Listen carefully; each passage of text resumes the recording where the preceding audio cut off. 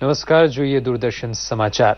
કેન્દ્રીય ગૃહમંત્રી રાજનાથ સિંહે જમ્મુ કાશ્મીરની મુલાકાત દરમિયાન જણાવ્યું હતું કે જમ્મુ અને કાશ્મીરમાં સ્થિતિ પૂર્વવત કરવા કેન્દ્ર સરકાર તમામ પગલાં લેશે। જમ્મુ કાશ્મીર મુલાકાતના બીજા દિવસે ગૃહમંત્રી રાજનાથ સિંહનો વિવિધ પાર્ટીઓ સાથેની મુલાકાતનો તબક્કો આજે પણ યથાવત છે।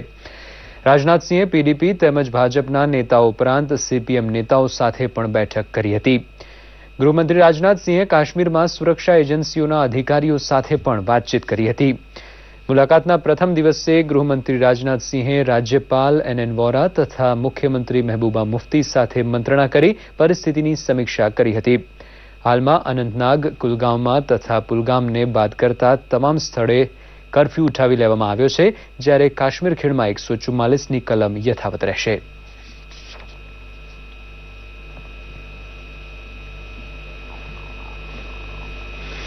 કાશ્મીર મુદ્દે ભારતે પાકિસ્તાનને ચેતવણી આપી છે કે કાશ્મીર ભારતનું અભિન્ન અંગ છે।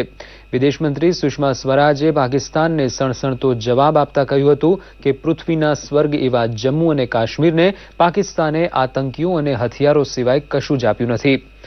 વિદેશ મંત્રીએ એમ પણ ઉમેર્યું હતું કે પાકિસ્તાને પોતાના લાખો નાગરિકો ઉપર તોપ તથા ટેન્કનો ઉપયોગ કર્યો છે। પાકિસ્તાનને ભારતની બહાદુર પોલીસ તથા સુરક્ષા દળો ઉપર આંગળી ચીંધવાનો કોઈ હક નથી। પાકિસ્તાનના પ્રધાનમંત્રી નવાઝ શરીફે નિવેદન આપ્યું હતું કે એક દિવસ કાશ્મીર પાકિસ્તાનનો હિસ્સો બનશે। તે મુદ્દે પલટવાર કરતા વિદેશ મંત્રી સુષ્મા સ્વરાજે કહ્યું હતું કે પાકિસ્તાનનો મનસૂબો કયામતના દિવસ સુધી બર નહીં આવે। મેડિકલ અને ડેન્ટલ ક્ષેત્રે પ્રવેશ માટે આજે દેશભરમાં નીટની પરીક્ષા લેવાઈ હતી। ગુજરાતના લગભગ 9,000 જેટલા વિદ્યાર્થીઓની આ પરીક્ષા માટે નોંધણી થઈ હતી। ઉલ્લેખનીય છે કે 2 માસ અગાઉ સુપ્રીમ કોર્ટના નિર્ણયના પગલે નીટની પરીક્ષા યોજાઈ હતી। ત્યારબાદ વિદ્યાર્થીઓ અને વાલીઓની રજૂઆતને ધ્યાનમાં રાખીને આજે નીટ પરીક્ષા 2 માસ બાદ ફરીથી યોજાઈ હતી। આ વર્ષે નીટના માર્ક્સ માત્ર 25% મેનેજમેન્ટ કોટા માટે જ માન્ય રહેશે। બાકીની 75% સીટ ગુજકેટની પરીક્ષાના આધારે ભરાશે। આવતા વર્ષથી માત્ર નીટ પરીક્ષા દ્વારા જ મેડિકલ ડેન્ટલમાં દેશભરમાં પ્રવેશ મળશે। પરીક્ષા બાદ વિદ્યાર્થીઓએ જણાવ્યું કે પેપર એમને મધ્યમ લાગ્યું, જો કે ગુજરાતી મીડિયમવાળા વિદ્યાર્થીઓને વધુ મુશ્કેલ લાગ્યું।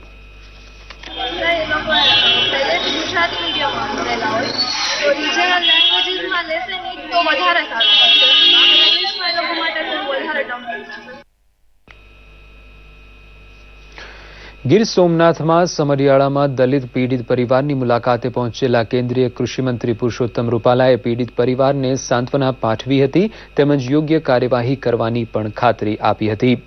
તેમણે કહ્યું હતું કે આ ઘટનામાં ગુજરાત સરકારે પીડિતોને ન્યાય મળે તે માટે યોગ્ય પગલાં લીધા છે તેમજ સ્પેશિયલ કોર્ટની રચના કરી આરોપીઓને વહેલી તકે સજા મળે તે માટેના પ્રયત્નો પણ કર્યા છે। પુરુષોત્તમ રૂપાલાએ જણાવ્યું હતું કે આ ઘટના ગંભીર અને કમનસીબ છે, પરંતુ તેમાં રાજકીય ફાયદો મેળવવાની પક્ષોની વૃત્તિ અયોગ્ય છે। આવી ઘટનાને રાજકીય ઘટના તરીકે ન મૂલવવા તેમણે જણાવ્યું હતું।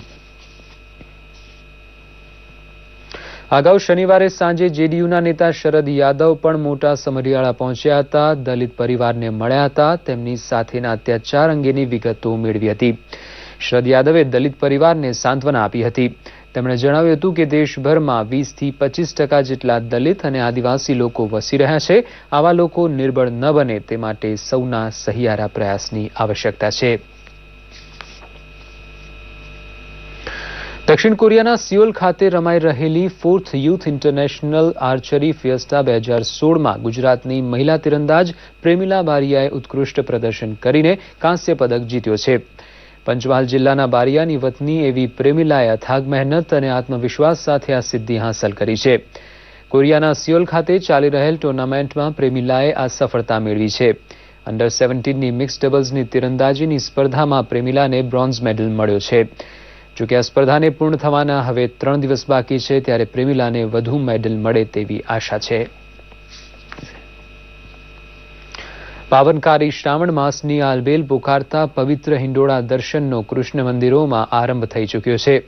રાજ્યના પુરવઠા મંત્રી છત્રસિંહ મોરીએ જૂનાગઢના સ્વામિનારાયણ મંદિર ખાતે ફૂલના હિંડોળાને ખુલ્લા મૂકી ગુજરાતના વિકાસ માટે ભગવાન સ્વામિનારાયણ અને સિદ્ધેશ્વર મહાદેવને પ્રાર્થના કરી હતી। બાદમાં શ્રી હરિની આરતી ઉતારી છત્રસિંહ મોરીએ ધન્યતા અનુભવી હતી। મંદિરના કોઠારી પ્રેમ સ્વરૂપદાસજીએ જણાવ્યું હતું કે ગોકુળાષ્ટમી સુધી વિવિધ શણગારના હિંડોળા થકી ઠાકોરજીને ઝૂલે ઝૂલાવવામાં આવશે. આ સાથે જ આ સમાચાર બુલેટિન અહીં સમાપ્ત થાય છે. નમસ્કાર.